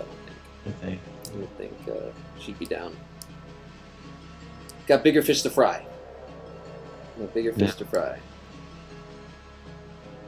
Speaking of female Japanese musicians, my pick for the playlist, one of them is by Feather Shuttles Forever, and it's I believe it's a couple. I'm not sure if they're married or not, but it's like really like the lightest, most happiest, chillest kind of like bossa nova inspired pop music. And I found out about them because they did a release on Local Visions that's really good, and it's got a bunch of good artists on it guesting. Like it's a track with Sinjo. We played with him on the first Neo Gaia tour. But yeah, Feather Shuttles Forever is incredible. The one that's on Spotify, I don't know what label put that out. It's not on Local Visions, but they did that one there that looks like yeah, that one's so good. It's such a good cover too. Yeah, that's sick. Highly recommend Feather Shuttles Forever. It's incredible. Yeah, they got some boxes. Look at that. Add your box to the array here.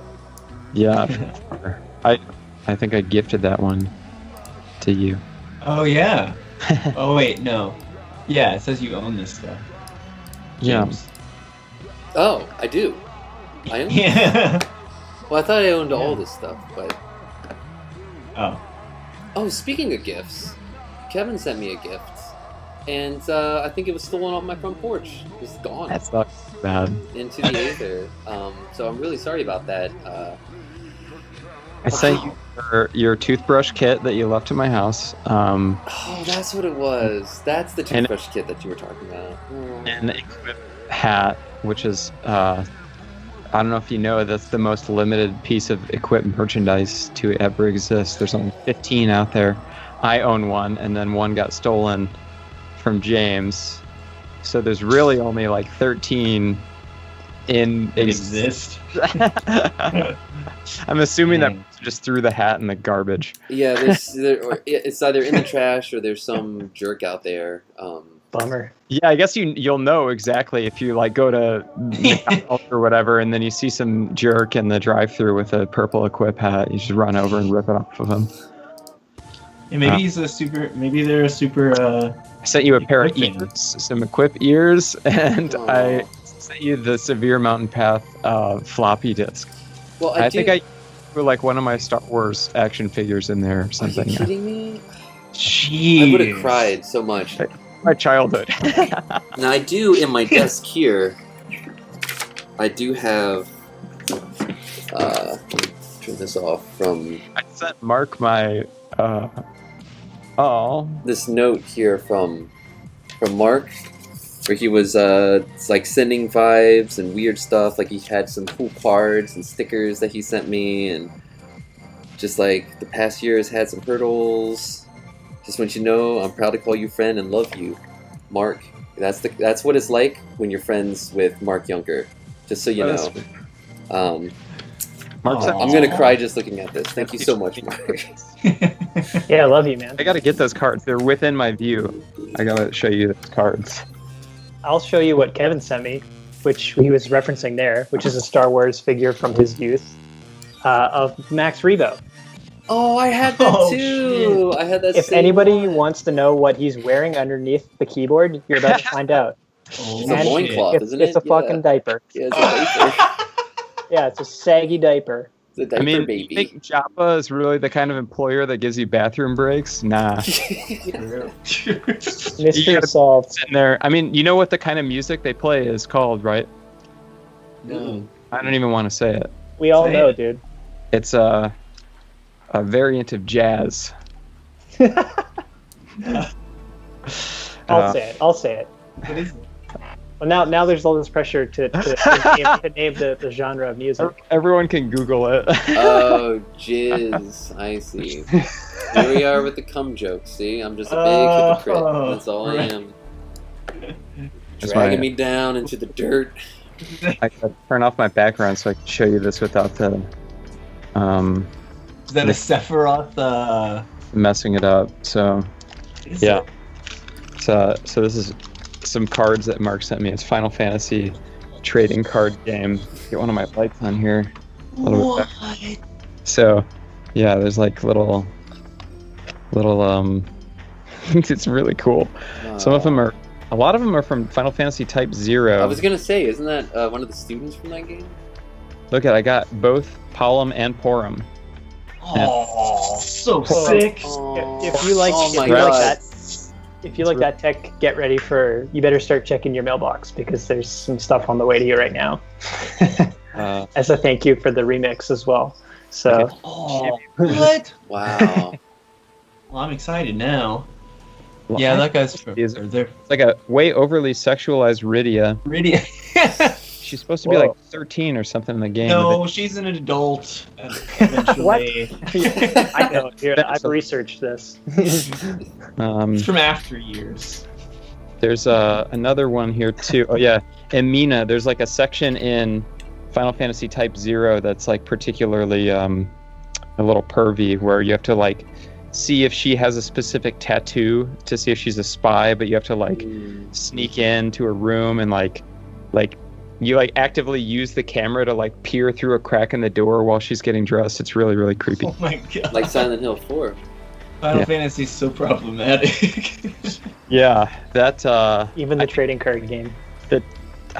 Correct me if I'm wrong, but I think that Type 0 was directed by the person that did Crisis Core and like the Third Birthday and like most of the Square PSP games. I won't be playing that. I'll not be playing that. And I think. Oh, go ahead. 0 though. After I got those cards recently, because I busted out my PSP Go. Now that I got a PS3 for really cheap, and I soft modded it. So now I can sync a DualShock to my PSP Go and plug it in with component cables to my monitor and upscale it. So like I can basically play PSP games at like double native resolution on a tube TV with a controller, and it's amazing. So I resurrected my save file from Final Fantasy Type 0. I started playing when like the fan translation came out in 2016 before the H2 or whatever. Yeah. And I realized like I was at the end of chapter 6 and there's only 8 chapters in the game. So now I'm in chapter 7 and I'm like almost done with the game. It's one of those things where I like invested 35 hours into a game, and then just stopped for whatever reason. That's me in every Pokemon game. I haven't been able to complete a Pokemon game since 2003. Ruby, I think, was the last one that I actually beat. And I always want to. Like, I got Moon when it came out. I got Shield when we were in Japan, and all these games, it's like I can get so far, and then it's just like, I just do not give a fuck anymore. I do not, because they're not hard, Yeah, they're just and long. The story is bad. And the story is bad. It's like I'm gonna binge watch Paw Patrol this week. Right, yeah. Like Shield was like borderline unplayable. Like, my brother's the best. You'll be my rival, but we're best friends too. Okay. I'm just like, like I'm not fucking 12. Like I want to read like War and Peace. Like. There are better things in this world than fucking Pokemon Shields. And GBA Pixel Art was sick, and that's gone now. So right. Yeah. Now I say that, but then I also like play, still, booting up Final Fantasy XI on my 6-inch laptop after 8,000 hours of play. So who am I to say? We're all hypocrites. We're all a bunch of fucking dirty hypocrites. Every single one of us. So who cares? What's the point? What's the point? Yeah. On that note, thank you for watching. Yes, thank you so much. The PSP Go, in my opinion, is like the coolest handheld ever. It's like it fits in your pocket. It's like really small. It's really attractive. It's forward thinking in that it's all digital. There's no There's no media slot, which was like, I think it was too advanced for the time. I will say that it kind of sucks for playing action games, especially like Type 0, because the analog nub is like in the middle here. It's really weird, and the shoulder buttons are a little squishy. They don't really have a nice contact, but you know, it's got a cell phone charm on it, so you can hang your little Totoro from it, and it actually sits in your pocket, and it's got 16 gigs of storage, which like is perfect for PSP games, you know. And it's probably memory stick too, right? It takes that proprietary Sony memory stick, but like the memory stick mini, it's called M2 memory before, you know, the MV or but not M.2 SSD, right. But yeah, just M2, yeah. But it still has Magic Gate technology, or yeah, and you know, it's like they don't make them anymore. So if you want a 16 gig M2 card, they're like, you know, $100 or something. So well, we were in the 16 gig. In the pre-show chat, we were talking about streaming PS4 to PlayStation Vita, which is, I got a Vita specifically just to do that. But it sounds like a deficiency that Sony constantly has with their fucking handhelds they just botch the control scheme. So like, you can stream the PS4 to your Vita, but there are only 2 shoulder buttons, and then the other 2 they made like touch buttons, and you're supposed to like tap the back, but it's like R2, which is like the most important button on a PS4 controller. Any racing game, any shooter, like any game, you're gonna have to use that button, and so you can't like zoom in and shoot someone, you can't take off in No Man's Sky, you can't do any of those things without having, what was that contraption you sent me a picture of where you can plug in a DualShock to it? It's a clip that you can I got it. The only thing about that is like, imagine the weight of, you know. I mean, this is like a Sega idea, you know, like, oh yeah, this will be fine. You'll just hook up your controller to it, thus completely defeating the purpose of like yeah, I'll just have a hard shell case with like the Vita and a controller in it, so I can remote play Call of Duty while I'm, you know, like in another state. There's something interesting regarding the Vita that I kind of wanted to talk about. There's a new homebrew program for the PSTV, which, if you're not familiar, was Sony's. It was basically a set-top Vita. Since they didn't include TV output on the Vita, they made this little box where you can put Vita games in and play them on your TV. I've never heard of this. It's a big, weird. weird. A white one? Yeah, Japan only, of course. I want the white one. I got mine at Target in the clearance bin. It came with the DualShock 3, a Lego game, and a 4 gig memory card for like $25. So it was insanely cheap. Oh, and then after that, sick. It's like after they sold all the clearance ones, like the secondhand value skyrocketed. So like these, you can put homebrew on them and soft on them. But the weird thing is that they the resolutions are wacky. So like the Vita screen is basically a 540p screen. It's like a really weird, it's basically double the PSP's resolution. But I think it's 544p if I'm remembering right. Sounds about right. They stretched the 544p to a 720 window. So, and then they fixed the weird pixel inconsistencies by just putting a bilinear filter over the entire output. It looks weird and blurry, and it never looked quite right. And it sucks because there's all kinds of cool homebrew solutions for playing PSP games using the PSTV. Basically, somebody reverse engineered Sony's official PSP backwards compatibility like emulator shell, so you can run PSP games on here. But because of the scaling, they look weird on the TV. Well, somebody recently released a homebrew program called Sharp Scale that lets you actually do integer scaling with the PSP. So you can double the 544p output to 1088. And so you get 8 pixels cut off at the top or bottom, but it's like completely, you know, nice nearest neighbor double X, you know, scale, which makes games a 4X scale, which is, it looks really, really nice on the TV. This is a great segue into something that we had a private conversation about that I think that we should go public with, about scaling and pixels and remakes and abominations. And the conversation kind of started with the fact that the Final Fantasy 1 and 2 remakes for the PSP, I feel, are among the most shining perfect examples of how to port and remake an old game, because they're actually true pixel, and they're beautiful, and they use all of like the PSP like native like hardware video effects and things like to like the nth degree. Like they were specifically built to fully take advantage of that system, and they have none of that sprite smoothing bullshit. Yeah. And so the other end of that spectrum, so whereas the Final Fantasy 1 and 2 remakes for PSP are perfect, then you have the Switch remakes of Dragon Quest.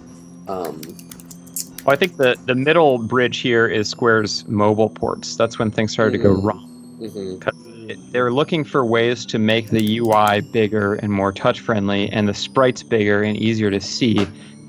Now most of the, like those Dragon Quest Switch ports are the exact mobile ports. They didn't really do too much to them at all. That's the way the Final Fantasy games are on Steam too. Yeah, the like are exact. It's awful. Clones of the mobile ports. It's so pointless though. Why would you need menus that are that giant when you're not touching them? It's so dumb, and they look so bad. Thinking about it. Yeah, well, they just don't care. Right. Yeah. It's funny because another like Square Enix like really does not care about their PC products at all. I just started playing Nier Automata, which is a platinum game, but Square Enix did published it, and they handled the PC port. And I read that they stopped, like they had platinum do the port, and then they stopped paying them for support and updates. So there's like all kinds of weird resolution issues. Like if you want to run it in 1080p, it like only runs windowed. You can't do like borderless windowed, or like if you do full screen, it changes it to like 1080i, and it like flickers like mad. Like I like immediately my eyes felt like they were bleeding, and I had to like turn the monitor, turn off the computer because it was like strobing my eyeballs on my CRT, and it hurt so bad. So yeah, they just like dumped Nier Automata, which is like, you know, many people's game of the year. Yeah. Onto a terrible PC port, and like they've left it to fans basically to fix it. So somebody has come along and made a app called FAR, which is Fix Nier Automata, or Fix Automata Resolution.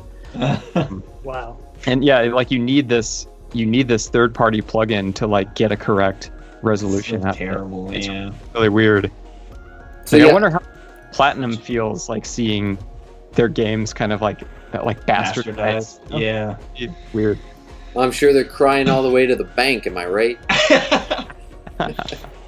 I'm just trying to find the specific picture that you sent to the chat that truly illustrates how... Okay, yeah, here we go. Because I started talking about that ATB game where you just touch the screen a bunch, but at least it was pixel perfect. Oh yeah, okay, so yeah, here's a great example. Please don't go away when I do that. Here is a wonderful example of what we're talking about here. Oh yeah.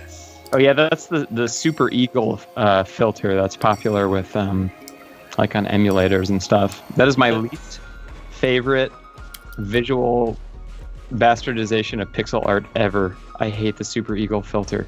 Yeah, and so this is Dragon Quest running on the Switch, and like the resolutions don't match, so there's like all this like pixely stuff but it's all kind of like blurry, and then you have these sharper characters, but they all have like it's like this is... They look faded. It's exactly the same as Final Fantasy 5 and 6 on Steam. Yeah. They look exactly... It looks so bad. Like I was going to like make a Windows partition on my computer so that I could play Final Fantasy games on Steam, because you can't do it on Mac. And I decided not to because the ports are so atrocious. Look at it. Oh. Yeah, the sprites are 4 times the resolution as the backgrounds, and then they just put a bilinear filter only on the sprites, but not on the backgrounds. Ooh, it's very, very frustrating. And they just look washed out. Like, it looks so bad. But this is the Final Fantasy 2, I think, and as you can see, it's real pixel art. Now, this image isn't perfect because this is a JPEG, but yeah, the Final Fantasy 1 and 2 remakes, they actually did everything. Yeah, for the PSP, are truly gorgeous. Yeah. Eugenia Battaglia asked, "Are the ports for Final Fantasy games on Switch also that bad?" No. They're bad in another way because they upscaled the 3D models, but of course they don't have access to the backgrounds. The backgrounds are always going to be 240p no matter what. So it doesn't look as bad in PlayStation graphics though, in my opinion. Yeah, I don't know. I have to disagree there. I think it looks jarring as hell to see like quadruple resolution 3D models on a 240p smeared background. I think it looks like I feel like that's what PlayStation looks like anyway. I don't know. See, you gotta think that like PlayStation was they were meant to be displayed on a CRT, and they took scan lines into consideration when they were making the art. So it's like meant to look like at least in the PlayStation version, in my opinion, they look like they're part of the background. In the new remakes, they look like they're floating above the background. Yeah. Well, I haven't played 8, but I don't know. I played 7 on Switch for.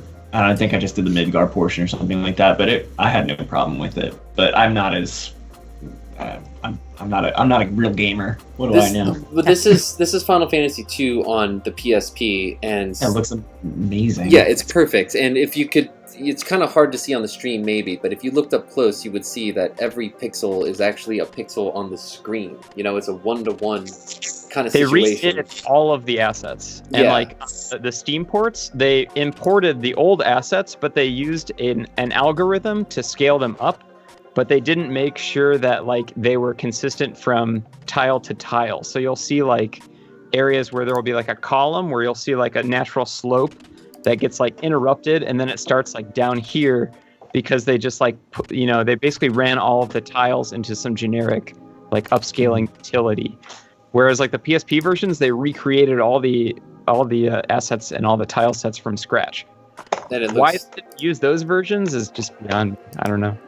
Well, with Final Fantasy VI on mobile, I think they tried to recreate little like sprites that were smoother. I could see what they were going for, because there were these. I have this promotional VHS from Shonen Jump, and it's like I'll just show you here.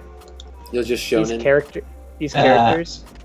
You can't see. Like they tried to recreate these types of sprites. In like smoother graphics, but the backgrounds were like what you're talking about with the rescaled pixels and smoothing effects. But they also just look like washed out. Like they just it doesn't pop. Yeah. And like somebody uncovered all the raw pixel models from them, like the new mobile ports, and they look good. Like they should have just like left them. It would have looked so much better if they would have just omitted the filter. God, just look how sick this looks. Like it's perfect. You know, like it's just elegant, it really is, and it really makes like I want to play this game right now. It's embarrassing they have Leon so low in HP though. Come on. Yeah, really. They should all be hitting him right now. Yeah, that's yeah. Final Fantasy 2 is you attack your own party members over and over. So stupid. It's a really broken system. Yeah. It was pretty ambitious. It was. But yeah, like look at this sick like overlaid like parallax like lighting effect here. Like it's so good. It's so good. Hardware specific. Yeah. Anyway, I'm gonna play this soon. If you have a soft modded Switch, somebody made a fix for Dragon Quest, the Switch ports that restores like the original. They basically removed the bilinear filtering from all of the monsters and the character sprites. So it's still a weird mismatched resolution, but at least the sprites are crisp and not like blurred over. And and Farplane in the chat, they're saying, hey, I like the conflicting resolutions. It makes it a strange and surreal experience. So it just goes to show you that it's the full gambit, And sometimes you're right, and sometimes people have opinions that are wrong, and that's fine.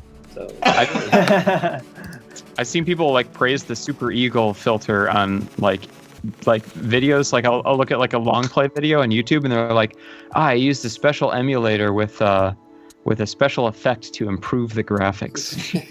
like looking at it, like how is that improved? Like, so you've gotten rid of hard edges and like just like weirdly like planed them down to like diagonals. I don't know, but like that just goes to show some people think that looks good. Well, maybe you guys already mentioned it, but there was like a fan mod of Final Fantasy VII or something where the battle characters you can play on every map. Maybe you already mentioned it, but actually, I was always intrigued. I was always intrigued by that. I was like, wow, it's like a whole new game. It's like full-size animated sprites, not sprites, but I can't stand it. I've watched so many Final Fantasy VII like mod things just to see what people come up with, and my general take on it is that amateurs are not as good as professionals. That's basically. Well, I know that there are pros who do modding or whatever, but it's just, I don't know. Well, I once hyperbolically stated in one of my famous hyperbolic statements that all mods are bad, and I stand by that. So I don't have to defend it. I don't feel, like, what else do you need to know? I mean, it's right there. I'm holding out for like a Final Fantasy VII remake for PC mod where it's just a remake of the original game and not all the new weird shit that they added. Oh god! I thought you meant like makes all the camera angles fixed, and because that'd actually kind of be sick, honestly. That would be on cool. that. That mod would be sick, but it'd still be bad. Of Final Fantasy VII, I'm sure you can run it on your ThinkPad. Well, yeah, I'll just drag the setting bar down. Yeah, it's nice. I mean, like it's basically the exact same PS1 version with 640 by 480 resolution instead of 240. It looks great. And the eyes are different or whatever. Yeah, they added like eyebrows or something, or they added like a mouth to Cloud. A mouth, yeah. Yeah, they added the mouth. So it's not like I think Neo in the Matrix anymore. Great. yeah. And I hope that our audience understands when I say things like that. I speak very hyperbolically, and I make grand statements that are completely indefensible. But that's just like a part of my personality, and I forget that like people that don't know me or like are just starting to get to know me, like I'll say some like crazy ass shit like that and just be like so deadpan that they'll be like, wait, what? But the one of my come after. One of my favorite things was always I worked at 2 different jobs with James, and at both jobs are dynamic. I don't know if you knew that I was doing this. I assume you did, but James would make these hyperbolic statements that would garner like recoils from coworkers, and then it was always my role to go to make people feel like, oh, he's just joking around. All right. like I'd rather fucking die than watch that film, like, whoa, it's not really that bad. No, it fucking is, and it's all good. Anyway, but all mods are bad. So fuck it. Like Sky Oblivion. There it is. I just did it. Automata full screen. What about those like horrifying ones where everything becomes Thomas the Tank Engine? Those are good. Oh yeah, I mean stuff like that's cute, but it's like I put Tifa in Skyrim, and her breasts are bare. If you loot her clothing, you can see her bare breasts. And it's... Yeah, okay, that's wrong. You're right. And I feel like that's like 80 to 90% of all modding is like those dudes. And then the last 10% are like fan projects that will never be completed, like Sky Oblivion, where it's like, we're rebuilding Oblivion in the Skyrim engine. And it's okay. And it's like, it's like your scientists were so concerned with whether or not they could, they never stopped to think, whether or not they should, It's like, what does that add to the table? Like, yeah, I want Oblivion, but like less freedom and everyone to have huge shoulders. Like, okay. That's I'm really only watching it if it's like playing a mod if it's on a Kotaku like headline at this point, because I'm not going to go into the depths of whatever cavern that mod was born from, because it's good. Before I even play it, I will be scarred, I'm sure. Like, I don't want to know. Yeah, so you have more knowledge than I do, I think. I have... Breath of the Wild. What was that? Changing Link to Shrek in Breath of the Wild. Is that a real mod? Yeah, you can be Goku. You can drive Thomas the Tank Engine instead of the horse. It's pretty sweet. Oh, But that's okay. all See, in good fun, you know. It's I want whatever. to screen cap that or something. Shrek of the Wild. But I think Tech and I also have like Tech was talking earlier. He can't handle dark mode. Like Tech can't even handle dark mode, and that's like sanctioned by the developers, made by the developers. But he's like, I need my user experience to be as pure as it's all about software purity more than anything else, I think. And I think some of that, like I remember the first time I tried to play Morrowind, I was like, damn, this game really does kind of just look like EverQuest. I'm gonna try to mod it. I'm gonna mod it up, and I actually downloaded mods to like total conversions of Morrowind to make it like, you know, like look like Oblivion basically. And it was like an hour plus long work, and I took like 10 steps, and I was like, I can't do this. Like I cannot play this game with not official content in it. Like, and I immediately just deleted everything, and I was like, I don't really want to play this game. And that's why I've never completed Morrowind. And that's that story. Jedi Knight 2, Jedi Outcast. That was like my first foray into mods, because I was like, how do I get more multiplayer characters? You know, like I want Darth Vader, and yeah, that's like a wealth of, wealth of fan-made models that are actually pretty good. You can download into the game. You know GTA 2, Burger City. Remember that? No. No one here knows that? No. It was like a top-down GTA 2, and it was like a mod where you could get a car that goes so fast the second you tap accelerate, you're exploding on a wall like on the other side of the city. That's it. Yeah. But yeah, I mean, I had a Game Genie for the NES. Like, if you know, like debug modes and like messing with the code and like just like having fun. I'm not saying don't have fun. But it's just like, wow, this playthrough is so much better because, yeah, this quality of life improvement, you know, it makes it so much easier to play. And it's like, well, I don't know. BGM Wax brings is right. A lot of these projects that are massive and never get finished, / the fan expansions that are really well put together and done by aspiring developers, and they end up being used as portfolio fodder that lands some people in the series. Yeah, I'm not hating. It's very true. Yeah. I sound like a hater, but I'm just being hyperbolic again. Again, like obviously, Sky Oblivion is sick. Like it's amazing that they're doing that. But then there's also a part of it where they're like, yeah, in the original game, they didn't make this area look like different enough. So we're making the Gold Coast, we're changing the way that the landscape looks, and this makes more sense geographically. I'm like, no, that's not the Gold Coast. I've been there, and it doesn't look like that. And what that is fan art, and I think that's great, and it's amazing. But to me, there's this, and I don't know if it's because of the generation I'm from or just something broken in my brain, like the fact that it's not canon just fucking bugs me. And even when official canon is all contradictory, like Cyrodiil was supposed to be like a jungle or whatever, but then like Lord of the Rings was popular, so they're like, well, we're just gonna make this look like Middle Earth, and the whole thing is gonna look like that. And then we're gonna have to explain that like Talos or some bullshit like changed the jungle into like lush forest or something. That is all clearly like retcon and bullshit, but it came from Bethesda. It's official. Yeah, it's official. Original or Elder Scrolls 2 still like the biggest Elder Scrolls game? Yeah, I think so. Yeah. What's that game? Is it Arena or what's the second one called? The second one. Daggerfall. Yeah. Procedurally generated, but all from the same seed, so everyone gets the same experience. But yeah, it's one of the biggest games ever made. Just a lot of empty space. My heart is racing just thinking about it, honestly. I've always wanted to play one of those really early games. Like they look like janky fun. It looks like something that I could get into for a couple hours and then forget about. Yeah, those dungeon designs were cool. Like they were like multi-tiered.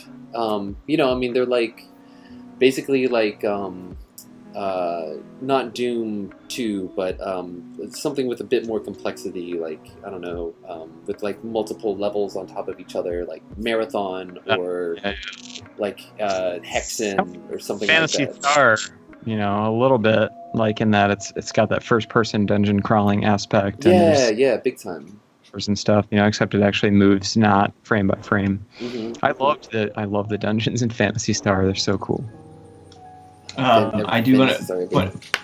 Farplane said vaporwave is just pop music. Fan mods change my mind. Yeah. It's actually funny though, because like I would say that early on, like it was hard for James and I to like come to grips with sampled music because it wasn't like the original. So that there is like a very real thing to us for some reason, but It's obviously we got past that for vaporwave.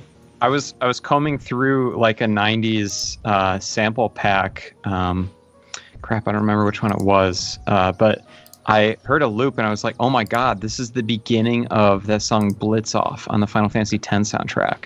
So like that's you sent that to me.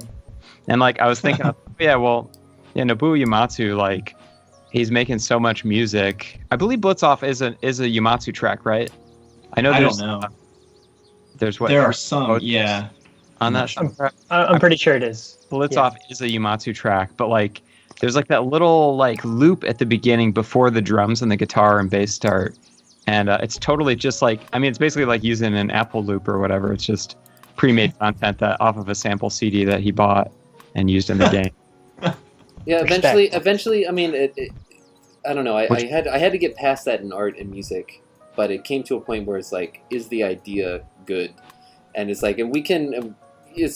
Those first DDS albums, they're mixtapes to us because they were just, a lot of them were just video game tracks slowed down. But like, Derelict Mega Tower is like basically 4 hours of that with a bunch of original music kind of peppered in between. But I still feel a sense of ownership to that, like, because it's like it's recontextualized and telling a story, and I think that's like valid as an art form or something. But didn't assemble themselves that way, did they? Well, yeah, exactly. They're like, yeah, you had a hand in it. That's always like the biggest argument that like vaporwave bootleggers make. They're like, well, they didn't actually make music, and she's like, oh, I assume that all the samples mysteriously formed and presented themselves, and like, you know, they affected themselves. I just started thinking about vaporwave as like collage art, but just audio. It's totally collage art for sure. Yeah. I was like, the original artist didn't create the drum kit from scratch. They were using fucking metals they forged in like some mines or something. Yeah. Right. Well, over preset in history. Yeah, like it came to a point where it's like, well, I could just play this exact thing on the piano, or I could just sample it, and I don't know, or like I can make this reverse cymbal sound, right, just using software, or I can sample the Unsolved Mysteries theme song, and that's actually kind of it's adding something to it. The fact that this is from Unsolved Mysteries, and if you recognize it and be like, wait, isn't that the beginning of Unsolved Mysteries? Or maybe that little ding in Heavy Black Heart, that's actually a sample from the end of OK Computer, and it's like, it's so programmed in my brain, and then it brings up all the emotions that you feel at the end of The Tourist, and it's, I don't know, it's fun. There are lots of fun ideas, and art can be anything, so who cares? We do have a correction in the chat, Rory. Yeah, I saw that. Oh, okay. I was just gonna say, yeah. Makes a lot more sense because, like, yeah, Hamamazu has that really like bombastic style. Yeah, he did that like the Legend of Legacy soundtrack. Mark, you know that one? That's one of my favorite. I think Masashi Hamamazu is really becoming one of my favorite composers for sure. But Legend of Legacy is really interesting textural soundtrack by them for DS, 3DS. And obviously, like, all the FF7 remake stuff was just like the coolest ever. Shout out to Trash Ghost, who also sampled Unsolved Mysteries. We sampled it on Tell Me Your Secret on Heavy Black Heart.